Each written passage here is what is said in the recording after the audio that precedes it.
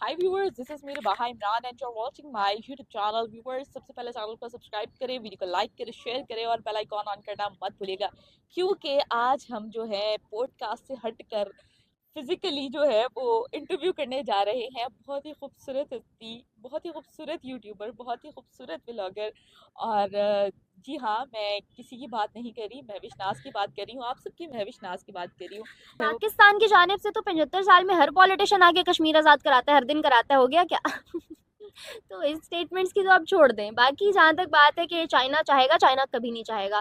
China वो आस्तीन का सांप हमने पाला है जो हमें बेच के खा गया और हमें पता भी नहीं चला। आज देखो कि हम कर्जे का प्रेशर उन्होंने हमारे ऊपर डाला हुआ है, हमारे साथ से उनके पास गिरवी रखवाए हुए, न्यूक्लियर पावर के दम पे हम बड़ा इतराते हैं। वो तक हमारा उनके पास नहीं है, वो तक हमारे अपने पास होल्ड नहीं है उसका, वो तक चाइना होल्ड कर रहा है। तो आपके पास क्या है? कुछ भी तो नहीं है। और चाइना क्यों चाहेगा? चाइना ने भी एक हद तक इन्वेस्ट किया, जब उसको लगा कि अब मैंने बकरी बिठा दी है इनकी, तो चाइना ने भी हाथ उठा लिया। बल्कि अगर चाइना हम लोग कहते हैं कि लोगों को भी लगता है कि यार दुनिया भी यही कहती है कि चाइना ने सपोर्ट करना या पाकिस्तान में इन्वेस्ट करना इसलिए छोड़ा, उन्हें वर्थ ही नहीं लगा। ये बात सही है अपनी जगह। चाइना सबसे पहले अपने लोगों का, अपनी इकोनॉमी का सोचता है, उसके बाद चाइना सोचता है कि मैंने कहाँ क्या करना है। किसी का दोस्त नहीं है चाइना। वाकई वो कंट्री है जो कभी किसी का दोस्त नहीं हो सकता। चाहे उनके साथ इंडिया के साथ इख्तलाफ हो, रशिया के साथ, जिसके साथ मर्जी इख्तलाफ हो, चाइना सबसे पहले अपनी सेफ साइड देखता है। और आप देखो कि अगर उन्होंने इन्वेस्ट करना बंद किया है तो पिछला जो इन्वेस्ट किया हुआ था उसके बदले हमसे बहुत कुछ ले भी तो लिया। हमारे कंट्री के अंदर से हमारी कंट्री कितना। में बहुत सारी चीजें अपने नाम लगा ली। हाँ, हमारे कंट्री के अंदर आप ये समझ लो कि आधे से ज़्यादा पाकिस्तान तो खरीद के ले गए वो, पीछे बचा क्या?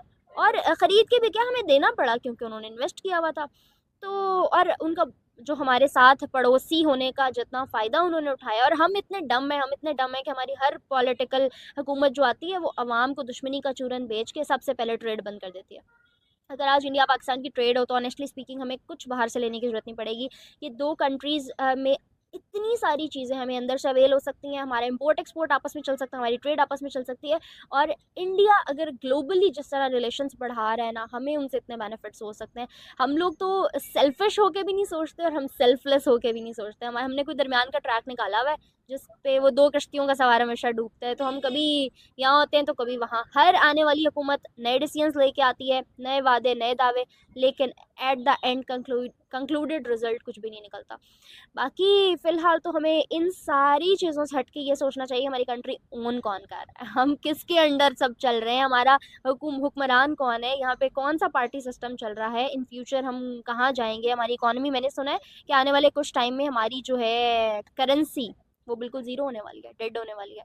तो चाइना ने तो पिछले जब मैं रोड शोज किया करती थी तब मैंने एक न्यूज़ कवर की थी कि चाइना ने तो पाकिस्तान को ऑफर करवाई है कि आप अपना जो है रुपी ख़त्म कर दें और हमारा जो करेंसी है उसको अपनी कंट्री में लागू करवा लें। और जिससे ये होगा कि आपके कर्जे भी जो है वो माफ़ हो जाएंगे। और इस तरह की बहुत सारी स्टेटमेंट्स थी, लेकिन अनफॉर्चुनेटली पाकिस्तान अपनी पहचान तो नहीं, ये पता नहीं बाहर पहचान वो कैसी आइडेंटिटी क्राइसिस के ये बारे बाहर में इंडिया के अंदर ना, अगर टाटा ग्रुप्स कोई स्टेप लेता है ना, तो वो टाटा ग्रुप्स का स्टेप नहीं होता, वो इंडिया का होता है। अगर अंबानी फैमिली से कुछ इनिशिएटिव लिया जाता है, कोई इन्वेस्टमेंट आती है, तो वो अंबानी फैमिली की नहीं होती, वो इंडिया की होती है। अगर शाहरुख खान टॉप रेटेड या टॉप मोस्ट अर्निंग उसमें से आ रहा है, सबसे ज़्यादा उसकी नेटवर्थ है अगर सेलिब्रिटी पॉइंट ऑफ व्यू से, तो वो उसकी पर्सनली नहीं है, वो इंडिया की काउंट होती है।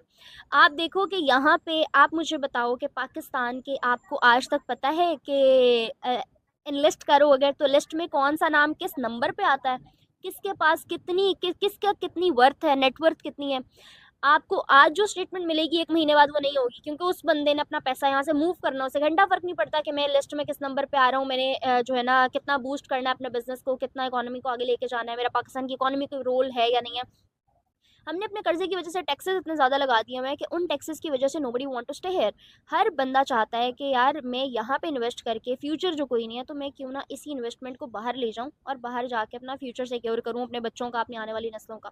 तो सेम इज़ द केस कि जब आपके अपने लोग आपकी कंट्री के साथ सिंसेयर नहीं है, या शायद उनका सिंसेयर होना भी वो अपने साथ सिंसेयर हो या कंट्री के साथ हो, एक ही चीज़ हो सकती है। और जो दौर चल रहा है, हर बंदा पहले अपना सोचता है। जैसे भी मैंने बात की कि चाइना सबसे पहले अपना सोचता है, तो हर कंट्री, हर हर नेशन, हर बंदा, सिंगल इंडिविजुअल भी, आप, मैं, हम सब सबसे पहले खुद के बारे में सोचेंगे।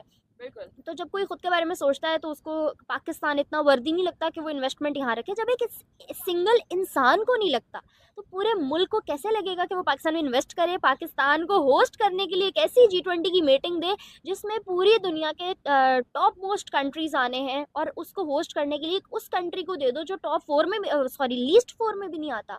How is that possible? It's not possible right now. लेकिन आने वाले, आपने कहा 2030 तक, मैं 2030 तक भी एक्सपेक्ट नहीं कर सकती, मैं इसको 2050 तक सोचूंगी कहीं, जब मेरा बुढ़ापा आ जाएगा। सही हो गया महविश, ये बात बिल्कुल ठीक है।